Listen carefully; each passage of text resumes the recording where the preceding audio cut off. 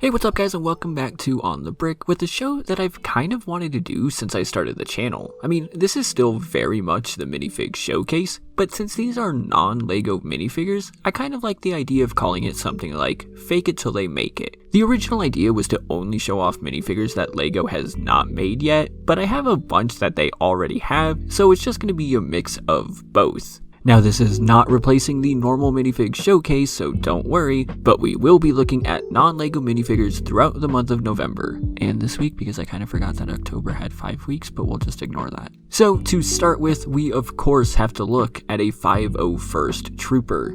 Can you guess which one is the non-LEGO minifigure?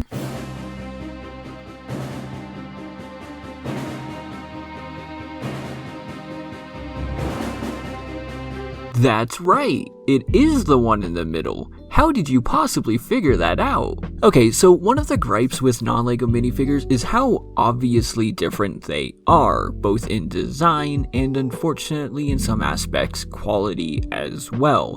And I'll be the first to tell you that this 501st Trooper is definitely on the lower end when it comes to quality. At least in my opinion. Does that make this particular figure bad? Well, not really. While there is a noticeable difference in design, there is also a difference in the feel of the minifigure. When holding this, you can just tell that it's different than a normal LEGO minifigure, but I don't think it's anything significant enough to just write them all off as bad. Now, I don't know exactly which company made this because the company that I bought it from, which is linked down below, sells a whole ton of minifigures, and quite frankly, I've owned this version for a while, so I really just don't remember. It's probably Corwit or something, or however you say it. But anyway, I just wanted to make two quick comparisons today. To start with is an official 501st Trooper. This one is from LEGO, and as you can see, there is a noticeable difference between the two. Like I said, the biggest thing you'll notice is the design. Now,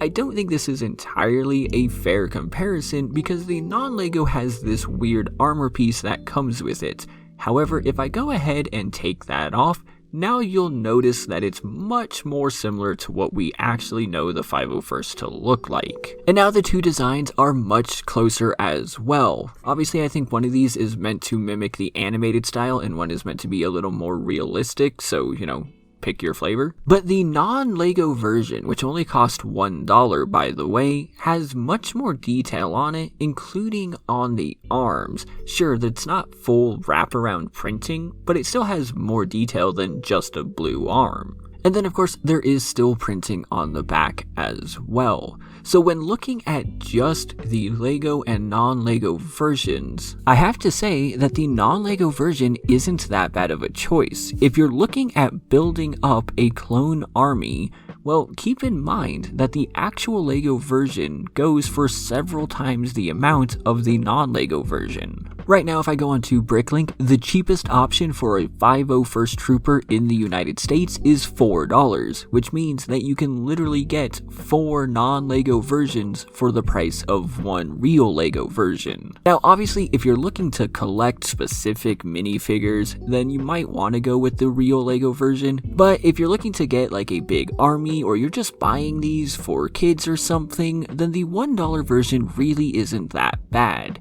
So how does it compare though to a custom minifigure? Because honestly, I feel like this is much more worthwhile to look at since the non-LEGO versions are technically trying to mimic them.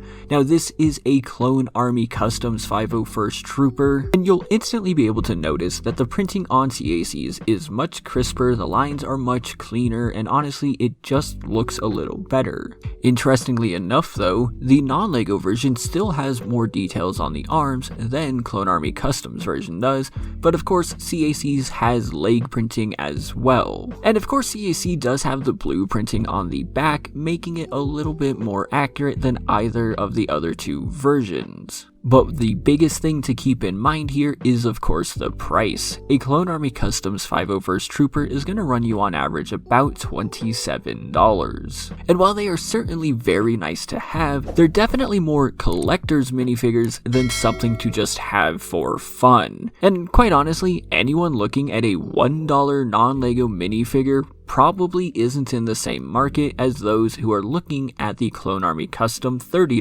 minifigures. However, there is one really big downside to the non-LEGO minifigure, and that's of course the helmet. This is one of those areas that's pretty split in the non-LEGO community. Some people really like them, I personally just don't. These look really bad. The printing is usually always off on clone troopers, and the design just doesn't look good. Now, keep in mind, like I said, that's usually on just clone troopers. Other non-LEGO minifigures aren't as bad, as we'll see. But if you're interested in getting things like clones or stormtroopers, it's gonna be pretty hit or miss. However, for $1, you can then always go and just buy either official LEGO helmets or even helmets from places like Clone Army Customs, and you'll have a nice custom clone for a total of about $5. So yeah, I wanted to start with this because I think most people are interested in 501st Troopers or clone troopers in general, and because it tends to be on the lower side of the quality, but overall, still not that bad. Oh, and there's one more really important thing.